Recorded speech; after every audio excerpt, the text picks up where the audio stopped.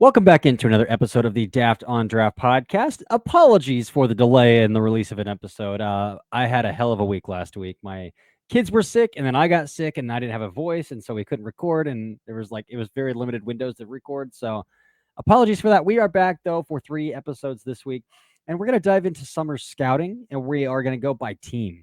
And so we are breaking down, going by postseason rankings. So obviously Ohio State first, since they won the national titles, and we'll work down from there.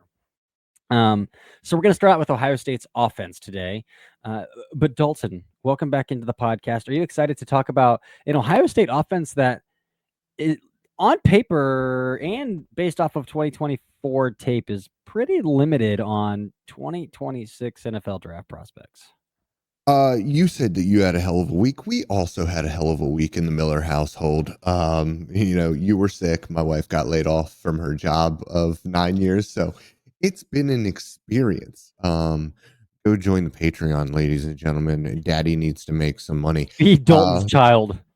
Yeah. Give my child food. No, and obviously I have the football and the fitness stuff there. So if you're looking to watch tape or lose some inches off of the tape, hit me up. Anyways, the offense. The offense might be a little bit of a problem. However, here's the way that I look at things. Alabama, Georgia, like all of these, even Ohio State, all these dynastic teams, Oregon, they'll reload. They got young guys. They're bringing in 5 stars. So even though the older guys who we're watching from an NFL draft perspective right now might not be as talented as the Ohio State team in the past, for sure. Last year, it's not even close. But these blue bloods always find a way to figure it out, and they figure it out through money and recruiting and really, really high level coaching. Now, say whatever you want about Ryan Day, but that offense is awesome structurally.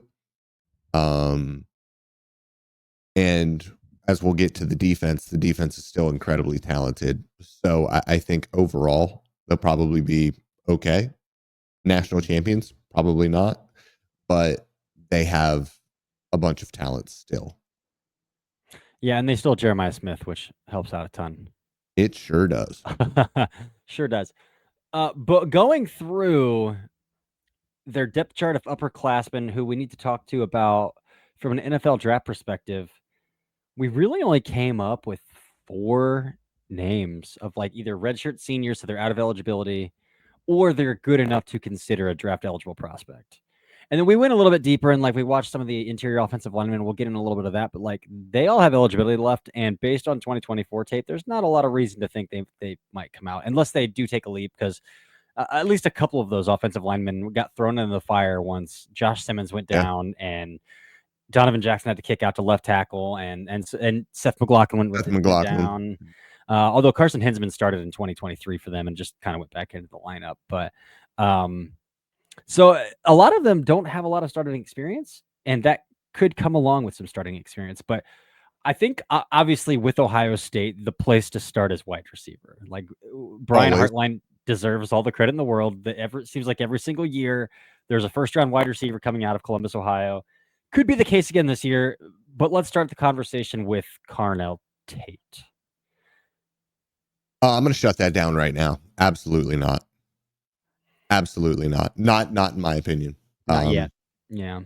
No. To me, and this is going to, this is probably going to sound rough, but he reminds me of kind of the opposite version of Jaden Higgins, where I think he's less explosive than Higgins is, but where Higgins was so smooth in and out of breaks, in that like 45 to 135 degrees, where you couldn't really step on the brakes and come back to the ball. I kind of think Carnell Tate is kind of the opposite. Yeah.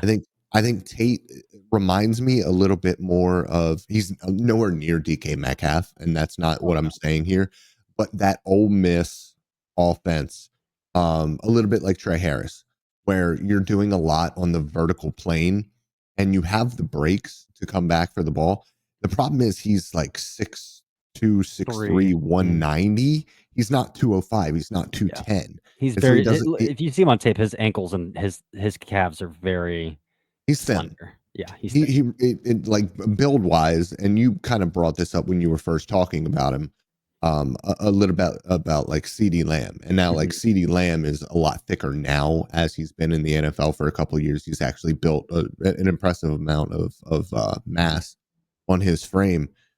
But the way that I look at Tate is kind of like the AJ Green ish or like T Higgin ish type of winners where they're not going to separate from a ton of people and they're going to have to use their length and ability over the middle of the field. And I don't know if he has the detail. He definitely doesn't have the detail right now that I personally expect from a Brian Hartline wide receiver. And that for me, over everything physical, because he is still a pretty good athlete. He's still an Ohio State athlete. He is still 6'3", 195. And I think that vertically he has enough speed to threaten. He's just not the Brian Hartline receiver I'm used to watching. And that bothers me the most because all of those guys, from Garrett Wilson to Chris Olave to Jeremiah Smith already, I mean, that's just God given Mhm. talent, really. But all of those guys, professional NFL wide receivers. Tate is not that yet. And if Brian Hartline isn't getting him there this year, will anybody? Yeah. So there's a couple things with Tate. I do want to start there because I also wrote that in my note that he doesn't seem like a Brian Hartline receiver. And I say that you brought up like his lack of refinement in his routes and things like that. I also saw it in not only how bad of a blocker he was, Effort. but like I have the that written down effort of too. his blocks are atrocious. Awful. Um, Two, you can automatically tell what plays he's not in the progression, what plays he's not tagged in. Hmm. I'm so glad that you brought this up because I You literally can have this. 100% tell that like what plays he is not tagged in 100% from an effort standpoint. And so that stuff is and then there are like I, I'm gonna throw it out there, but I don't mean it in terms of I mean I do from an evaluation prospect, but I still graded his hands as really good. Like there's some odd drops, not like concentration drops, and he's got like a really awesome catch radius, and I think he's pretty good in traffic, but like wide open, like why did you just drop that football? And he only had like 5 drops on the season or something like that, 3 drops on the season or something like that. But it's like the situations of those 3 drops are like very bizarre. The Texas game for one was on a glance that he was wide open, should have scored. Um, and so like there's some things about him that make me like, how does this guy practice? One, but he sees the field on Saturdays and a lot. So they must like him a decent amount. Um, but I do here's the other end of the pendulum with Carnell Tate. Like you mentioned CD Lamb, and I do think he's very much in the same kind of athlete as CD Lamb, but he Yeah, doesn't I have agree. anywhere near the refinement. Like I think his ankles are loose as hell. I think he is fluid. I think he can sink his hips and he can throttle and he's got all of the physical like movement tools, but he like he lacks suddenness at the top of routes where he needs suddenness. His eyes are awful. His stems are awful. Like he Yeah, it's doesn't sell with his for eyes at me, it's all. the lack of nuance is why he He's can't get stemming open. straight into the chest of of defensive backs. He's not leveraging his routes at all.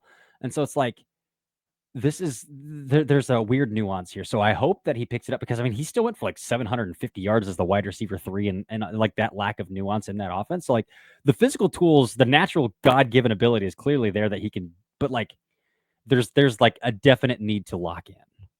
There's a definite need to lock in with Carnell Tate. But again, his hands, his catch radius, unbelievable. That Hmm. dude's making plays outside of his frame like crazy. I think his awareness around the boundary is phenomenal. When I first watched him like live and a little bit here and there, I was like, ah man, I don't know if he can track the football. Going back and watching him, I don't have issues with how he tracks the football. Um, So but the he one, also cannot play through contact off the line of scrimmage or at the yeah, top of routes. He gets rerouted like crazy. Yeah. So my one issue with him when it comes to tracking, and it's an issue that I have with a lot of wide receivers, is locate the ball. Mm-hmm. If you got to get on your high horse, you're going to have to drop your head and go. Mm-hmm. And that's something that consistently on he got overthrown by a yard or two, where he's just tracking the ball the entire way through the air. You got to be able to gauge that a little bit better, put your Mm-hmm. head down and get that extra mile an hour and be able to catch up to the football. Yeah. And that's something that a lot of wide receivers do. So that's a very high level thing to try to reacquire at that point. And I Uh-huh. get it. You found the ball, you want to keep on it, but you have to get to the ball as well, which is an issue. My But biggest thing with tracking, and I saw it in the Oregon game because he should have had a touchdown in the Oregon game, and I thought it was I think it was the Oregon. Maybe it might have been corner of the end zone. corner of the end zone. Mhm. On a sluggo, it's like Yep. why are you not coming back out toward the pylon? Like he came back out vertically, almost towards the safety, and it's like Hmm. get back out. But again, that could be a route, more of a route like refinement nuance thing than it is tracking. Like he Yeah. just got out on the wrong angle, and then he's way too far away from the ball. Because I thought it was a great ball from Will Howard. I thought it Yeah, it was was. leveraged appropriately. Um, that kind of stuff. But again, getting rerouted off the line of scrimmage, and then even some of his release packages is like, dude, you're taking too many steps trying to get off the line of Yeah, it's scrimmage not right good. now. So a lot of tightening up to do. The natural God given abilities, not a burner, or a strider, not a burner, Yeah, but like the I God agree. given movement abilities are there. Like again, very CeeDee Lamb ish. But can you watch CeeDee Lamb tape and develop to become a more sudden mover the way that CeeDee Lamb is? A more refined, sudden mover the way that CeeDee is. We've talked about him long enough. We have. Let's move on to Max Klare. Dude, We don't have enough time to talk about I him. love Max Klare. Like, so You, here's the thing. I want to peel the curtain back real quick. Yeah. You said this. You texted me and you Mhm. said if Mason Taylor can go top 50, why can't Max Klare? And I 100% agree with you. Mhm. 100% agree with you. And now obviously it depends on the strength of the class overall and blah blah blah blah It's a good blah. tight end class. But well, not even just like a good tight end class, but like a good class overall to go Mhm. top 50 as a tight end. Yeah. Um, I'm gonna put this out here there. He might be the most aggressive attacker of the football coming back to the ball that I have seen. Wide receiver, tight end. That dude reaches out and plucks everything as close to the quarterback as he can. I mean, his hands are outstanding Yeah. when it comes to attacking the ball. And he's doing a lot of coming back to the football at the in the Purdue offense. For sure, dude. I gotta throw this one out there. I like. I always like to look at box scores like peripherally before I go into scouting a guy because like I want to see like how did you do on and if I'm watching a guy who's a pass catcher, I want to watch games where you're getting targets, right? Like I don't want to waste Yeah, my time. But I needed to see like Ohio State, Oregon, Penn State. Were like he actually had a good game against Penn State, but Ohio yeah, State, he did. Oregon. It's like why are you producing? But I turned on the Oregon game and then it's almost immediate like oh this is why you're not producing. Like he's open all over the Oregon tape. But I think it was a backup quarterback playing, and the dude was just running around like a chicken with his head cut off Well, for 60 it didn't seconds. help that nobody on the left side of that offensive line could block No, anybody. no, that's true too. Yeah, but yeah, dude, Max Klare, he's got it. He again those movement skills where we talked about like Tate isn't super refined in his It's stems. Laporta-ish for you, right? Very Laporta-ish. Yeah. I could get really aggressive here, and I'm not going to do it because I would be throwing something out there that would be slightly comparing him to a one of one tight end that I'm not going to do. But like his movement in space, his feel for I know green who you're grass talking about. I know who you're talking about. feels a little Kelsey-ish. Like Hmm. his feel for green grass in space, his movement skills, his ability Unbelievable. to be in mind lock with the quarterback and find a way back to the quarterback. He It, finds grass so so well, well. and he can't block. So there's So I disagree. I mean, he can't block. His effort and his technique is good. phenomenal. Yeah. So that when I'm talking about a tight end, it's like, do I care if a tight end can block 9 times out of 10? No. Do I care if if a tight end can give an effort 10 times out of 10? Yes. Like, if you're drafting a tight end early, the way that we're talking about Max Klare, like, do I care if you can block? Not particularly. Like, look at the tight ends that have gone the first 2 rounds over the past few years. Like, Brock Bowers Oh, went for first. sure, How's for the yards sure. receiving? Do you think the Raiders could care if he could block or not? Like, so that's kind of where No, I'm but at there. Bowers can block. He can. But that's like the comparison that I'm making, and it's like, Mm-hmm. but what I see with Klare is Laporta, like I mean, Laporta can. Laporta's not a blocker. They've Brock Wright for that. Yeah, exactly. It's a very big tell when Brock Wright comes on the field at Detroit. But like that's what I'm saying about Klare is like I just like I see the hands. They're consistently inside. The legs, those things. Goddamn if they don't just keep driving, whether or not he's moving dirt or anything like that, he'll do his best to swivel his hips and scoop and at least put his body in the way of a rush lane to try to Mm-hmm. wall up. Like he's doing the effort. He just doesn't have Yeah, the he'll play get strength to tossed. be a good He's effort. going to get tossed out the curb, but he'll get in the way. Yeah, yeah.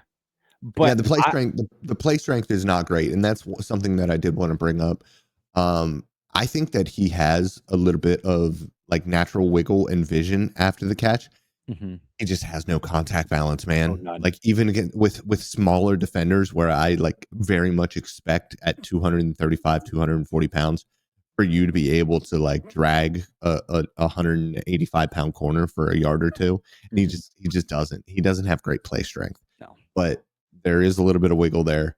And like you said, you're right. You don't want to ever bring up Travis Kelce when you're talking about a tight end prospect. But when it comes to his ability to find green grass and to give the quarterback a target against zone coverage, against man coverage, being able to freestyle and be in the right position to reward that quarterback for creating, Max Klare does that at a very, very high level. And we haven't even talked about him as a route runner, which I think is fantastic. He is so good, even though he doesn't have great play strength. He is so good at using his frame to separate at the top of routes, which all tight ends need to do because it doesn't matter if you are the greatest athlete in the world at tight end, unless you are Kyle Pitts, you're not naturally separating from corners. You're just not going to be athletic enough. That the agility difference is just going to be there. Anatomically, you can't do it. And so you have to be able to use your frame to do that. He does that without the OPI arm Mhm. consistently.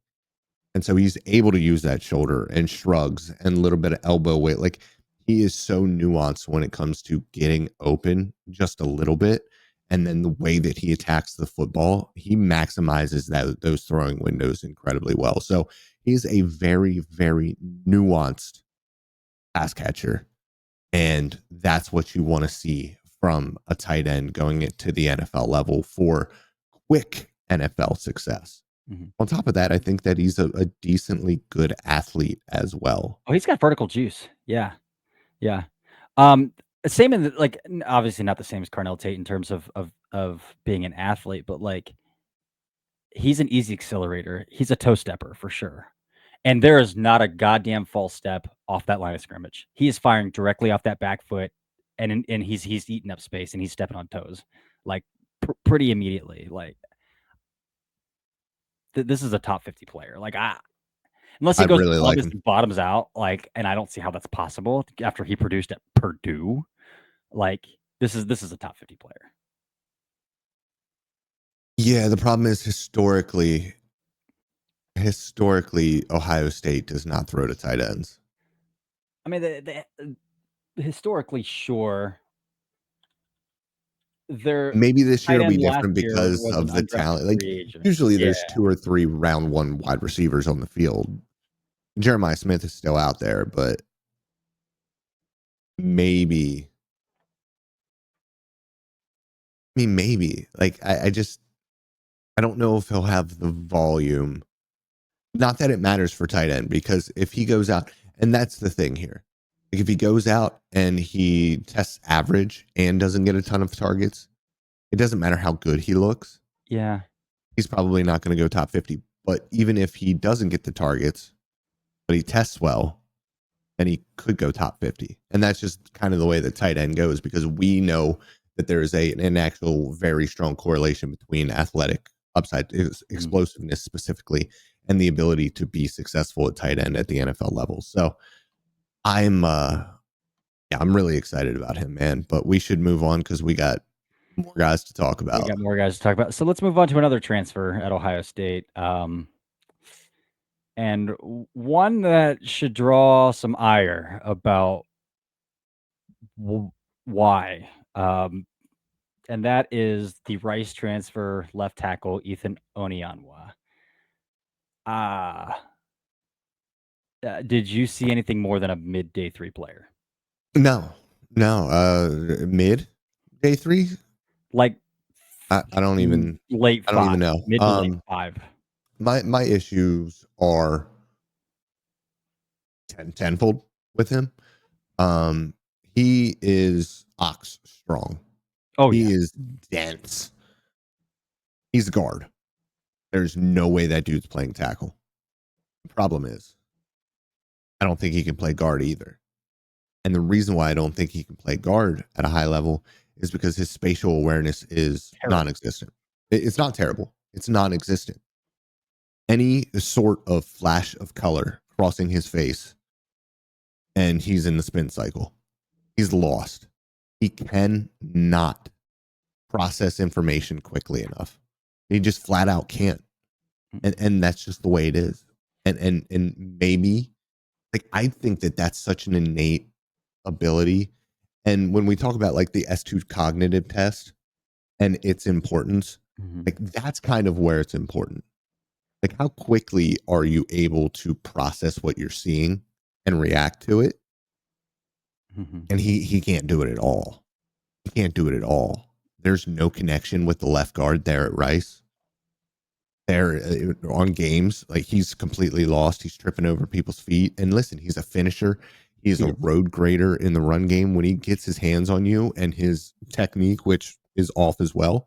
But when he's technically and aligned as an athlete, you're going to the ground. He is a Yeah. finisher. And I think that's what brings these teams in, because they're like, we can fix the rest of it.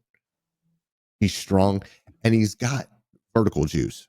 Oh, he does. I actually He's really like the explosive. way that he climbs to the second level. And I think that he's got pretty good accuracy at the second level as well. Yeah. But everything in pass pro is ugly. He's He stiff. really struggles to cut off the arc. And there's no spatial awareness or a requisite mirroring ability from a lateral agility point of view, just even athletically. Yeah. That I look at and I'm like, yes, that is a left tackle for the Ohio State Buckeyes. Yeah. Yeah. And for how ox strong he is, and again, you mentioned the road grading stuff. He will, if he gets into you, he's gonna hip torque you. Like he's just gonna do it. That's his go-to. He's gonna bury you. But for how ox strong he is, he lacks any sort of substantial punch when he's striking in pass pro. And not only that, there is his grip strength. Well, I think that that's partially a technique thing. Oh, I'm sure it is. Because I see that with a lot of guys, and that could be a coach thing too, because his hands are really low, like really low as a pass protector. And again, like, the same thing on the other side, because I always want to see what the other offensive tackle's doing, and it's similar. And that just might be a coach thing. It's not the way that I like to see guys coached. But it's that low two hand left, or for him, right hand is trying to get into like the elbow. They're under the elbow pit, or the armpit.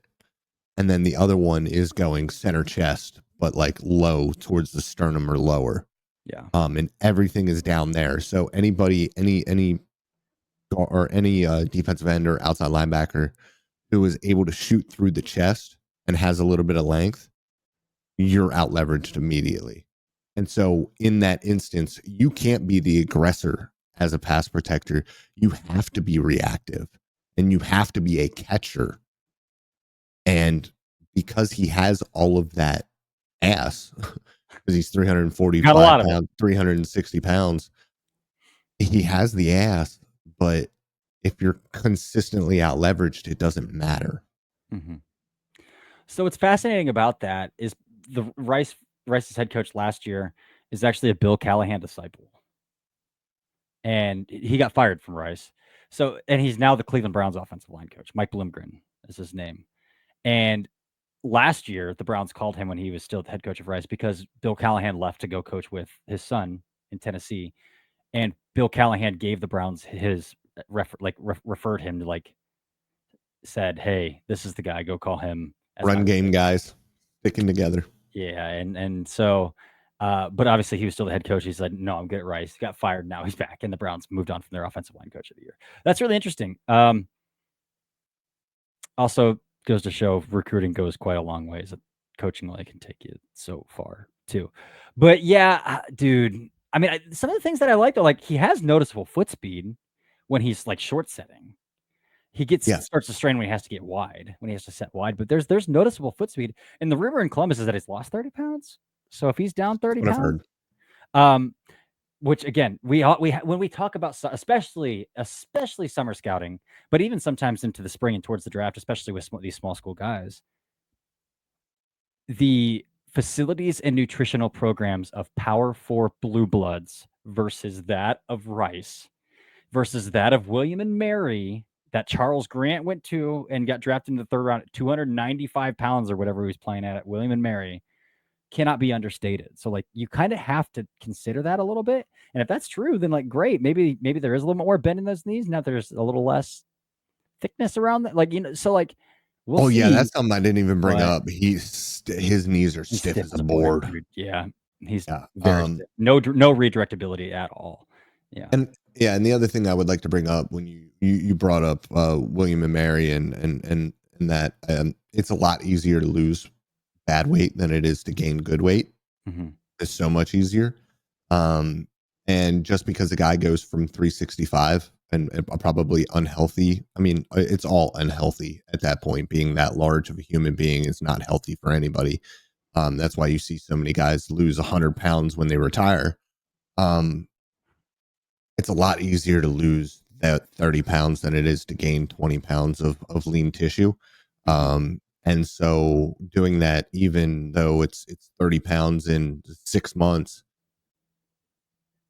your body uses that for energy. He's not going to automatically lose all of that strength and power that he has. He's just going to become a more efficient athlete. Yeah. His diet has probably improved, so he's going to have even better energy as well.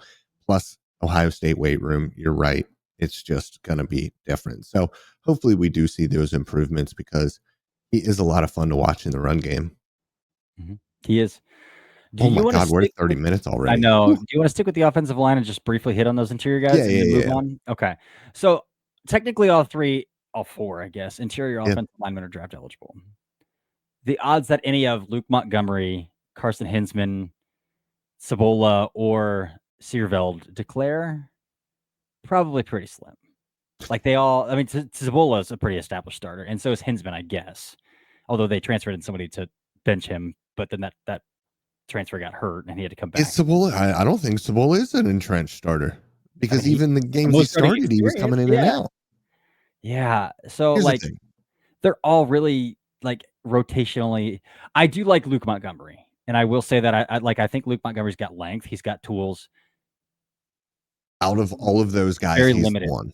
He's very, very limited starting experience. And as the playoffs went along, and he played some pretty damn good defensive lines in the playoffs too. That's the one that I would keep an eye on. Yeah, he got thrown into the fire. And I think, having to go through and play Oregon and play Texas and play Notre Dame, he got beat up a little bit.